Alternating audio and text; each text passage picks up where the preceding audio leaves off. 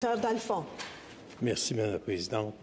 Sénatrices et sénateurs, je veux ajouter ma voix à celle des sénateurs Gould, Pletz, Saint-Germain et Tanas à la suite des actes de barbarie survenus en Israël. D'abord, j'offre à tous ceux qui ont perdu un membre de leur famille ou un ami, en particulier nos compatriotes canadiens, mes plus sincères condoléances. À ceux qui sont sans nouvelles d'un être cher, je dis gardons espoir.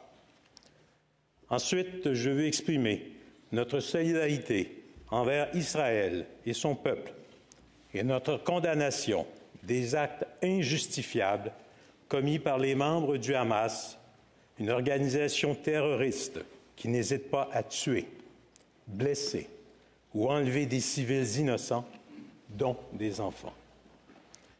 In my opinion, the atrocities...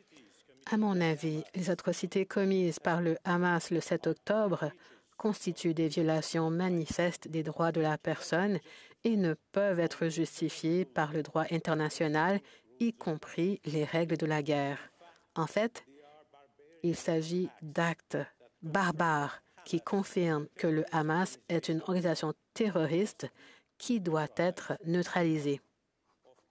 Bien sûr, Israël a le droit de rétablir la loi et l'ordre à l'intérieur de ses frontières. En fait, il a le devoir de protéger ses citoyens et ses visiteurs contre toute répétition de ces actes scandaleux. Les pays et organisations qui ont appuyé le Hamas devront répondre de leur complicité dans les atrocités commises. Pour l'instant, le minimum qu'ils puissent faire est d'œuvrer avec diligence à la libération de tous les otages. J'invite également le Canada à exercer un leadership sur la scène mondiale pour contribuer à la libération de tous les otages.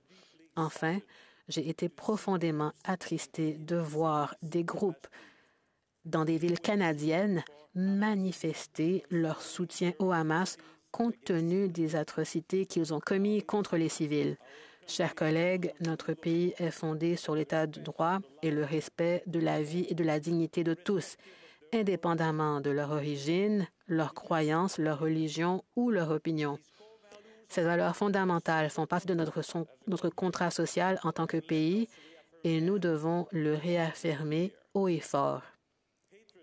La haine et les actes de soutien au Hamas n'ont pas leur place au Canada.